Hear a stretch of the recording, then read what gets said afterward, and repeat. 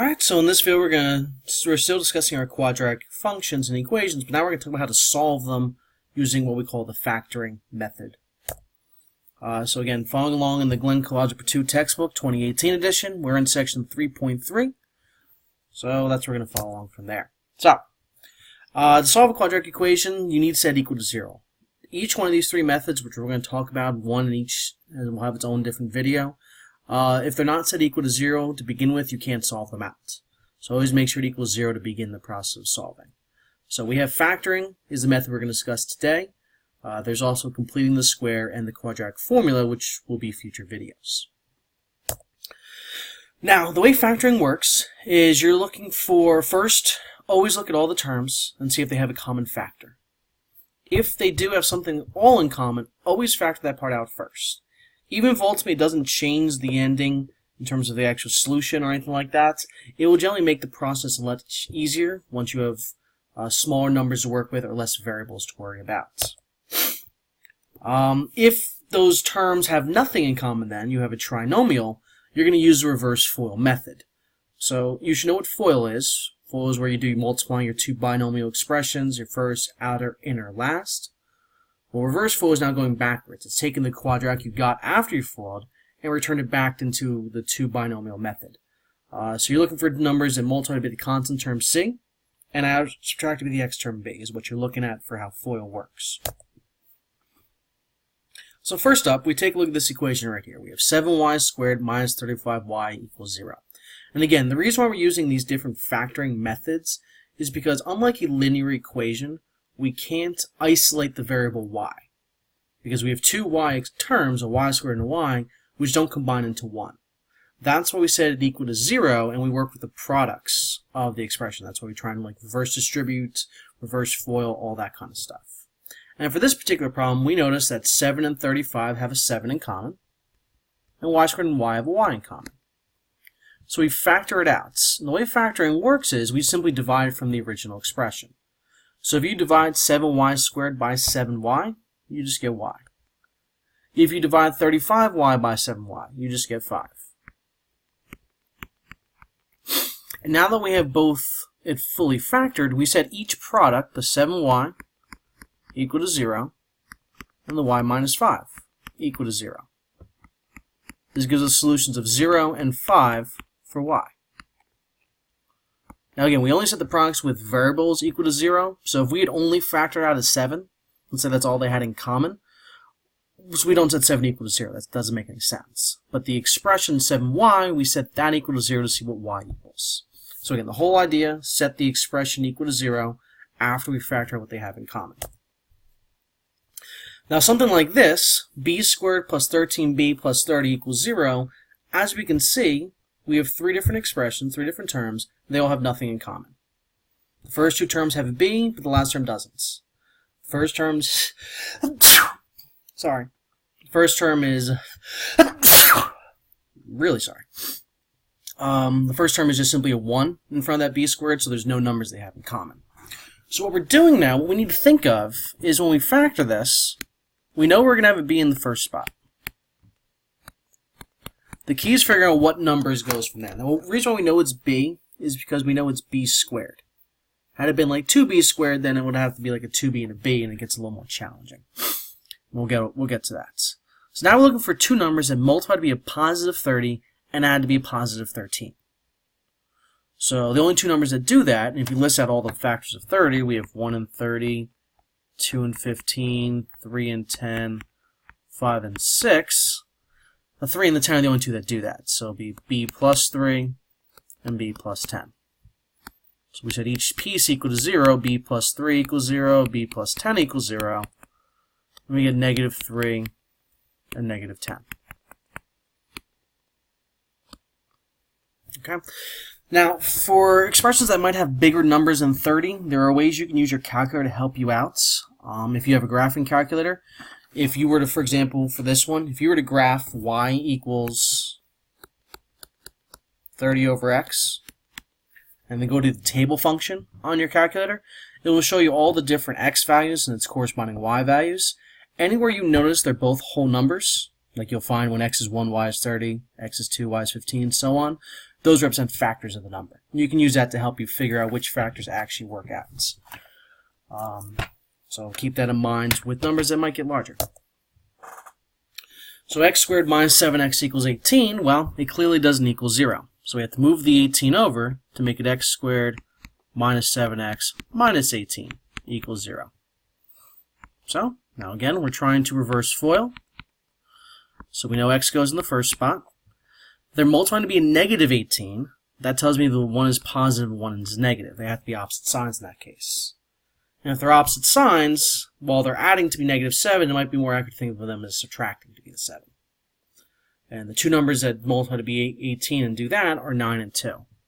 The 9 is the negative and 2 is the positive, because in order to make it a negative 7x, the bigger number must be negative. Had there been a positive 7x, the bigger number would then be positive. So when you solve this, we'll get negative 2 and positive 9. You should always find with the quadratics, if it's just x plus or x minus, your solution is the opposite sign of that particular number. Now, if it looks like this, we have x squared minus 64 equal to 0. What we want to do is, there's two ways to look at this. Technically, we can isolate the x variable now. So we can add the 64 to both sides, get x squared. Sorry, that was weird. We can add the 64 to both sides, get x squared equals 64, and then do the square root of both sides. Or if we do that, we must remember square of a number in algebra, we have plus or minus. This is not your geometry problems, where if you solved a Pythagorean theorem, you only had a positive value, because you can only have positive lengths. In algebra, we have to remember the plus or minus. You could also think of this as a difference of two squares problem, where if you notice you only have two terms, both of which are perfect squares, this would factor to be the square roots of both those terms, so x and 8, and then one positive and one negative. Which also helps explain why we should have a negative 8 and a positive 8 for our two answers. So however you look at that, either way is perfectly fine, but do recognize your difference of squares factoring. You're definitely going to see problems that show up like that all over the place. So for this one, we now have a number in front of z squared. Well, let's not panic, because we first notice that it's not equal to 0. So we can't solve this if we leave it like that. So we have to move the 24z and the 36 over. And always make sure when you're moving stuff, you make sure the number in front of the z squared, whether it's a number like 3 or a number like 1, whichever one it is always positive. So move them around based off that. So we get 3z squared minus 24z plus 36 equals 0.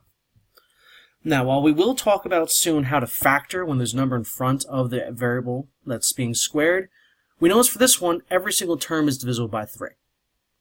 So if we just divide the entire expression by 3, the problem becomes much easier. It's now z squared minus 8z plus 12. So now we can factor that. So looking for two numbers that multiply to be a positive 12, but then add to be a negative, that means they're both negatives in this case. And 6 and 2 will fit in that category. So z equals 6 and 2. So always keep in mind with the signs, just be careful there. If you're ever unsure if you did the sign part correctly, just simply FOIL it out. If you don't get the original expression the exact same, you know you did the signs wrong. Or you did your factors wrong. So it all depends if you've got time to check that out. Now, when the number's in front of x squared, you can go through the similar process we just kind of talked about. It is sometimes not advisable because it's not as simple as just simply adding to be the middle term multiplying to be the last term, because this number in front also then comes into play. So what I generally find the best method to work with is to try and divide the bx into two terms, a dx and an ex, where the properties of dx and ex are when you add them together, they obviously become b, but if you were to multiply those two numbers together, they're the same as multiplying a and c. So we're going to use a variation of our factoring method we had talked about. So again, we're going to move the 8 over first. So 2x squared plus 15x minus 8 equals 0. So what we do now is we multiply the first and last terms together. 2 times negative 8 is a negative 16. So we're looking for two factors of negative 16, meaning one's positive, one's negative, that will add to be a positive 15. Well, 16 and negative 1 fit that bill. So that's our D and E terms. So we're now going to separate out the 15x as a 2x squared plus 16x, and then minus x minus 8. And the reason why we do this is because now we can use what we call factoring by grouping, where what we do there is we factor the first terms separately and factor the last two terms separately. So when you look at only the first two terms, we notice we have a 2x in common, leaving behind x plus 8. And then for the last two terms, while they have no numbers in common, they have a negative sign in common. So if I factor out a negative 1, I'm also left with x plus 8. The beauty of these problems is if you do it right, you'll find that you have what's in the expression, the parentheses, the x plus 8, appears both times. Which means now I can rewrite this as 2x minus 1, the numbers we factored out to get x plus 8, and then x plus 8. So that means when we solve them, we'll get 1/2 and negative 8 for our two solutions. And again, if you're not comfortable with that in the beginning, you're just still unsure of it, feel free to FOIL it out. When we FOIL out 2x minus 1, x plus 8, we get 2x squared plus 16x minus x minus 8, which you'll notice is how we separate out for grouping, and then we get 2x squared plus 15x minus 8 when we combine like terms. So it still has to equal 0. That part is still true. We want to now look at the factors of the product of A and C that are adding or subtracting to be the middle term. So for this one, we move everything over. We get 2c squared plus 15c plus 18. So we multiply the first and last terms together. 2 times 18 is a 36. So since it's a positive 36, we want to make sure that we are looking for factors that multiply to be 36 and add to be 15. As you kind of go through your list there, you'll find the two numbers that work for that are 12 and 3. So we separate out, and it doesn't matter how we separate out the 15c, whether it's 12c plus 3c or 3c plus 12. Doesn't matter. So it's 2c squared plus 12c plus 3c plus 18 equals 0. So we use our grouping. The first two terms have a 2c in common, leaving a c plus 6 behind. The next two terms have a 3 in common, leaving a c plus 6 behind. We notice it's the exact same expression, so that makes it 2c plus 3 and c plus 6, which will give us the answer of negative 3/2 and negative 6 for our quadratic. Okay, so we have one more to take a look at, but I just want to make sure everyone's comfortable with this. Again, make sure it equals 0. Make sure you go through the product of the first and last terms. You're then looking for the factors of that result that will add to be the middle term. If it's a positive product, then we know they're the same signs. If it's a negative product, we know they're opposite signs. And then we separate them out and do our grouping methods.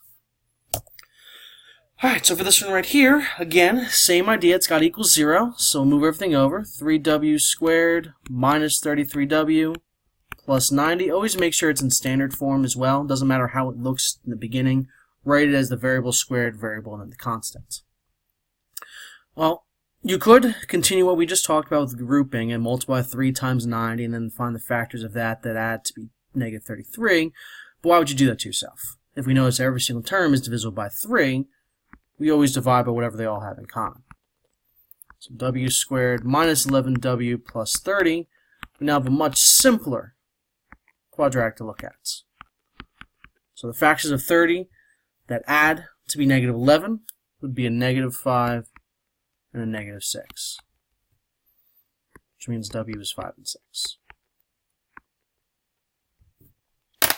Okay, so that's the solving quadratics by factoring method. We will talk about the completing the square and quadratic formula methods as well. Those will be future videos though. So I will see you next time with those.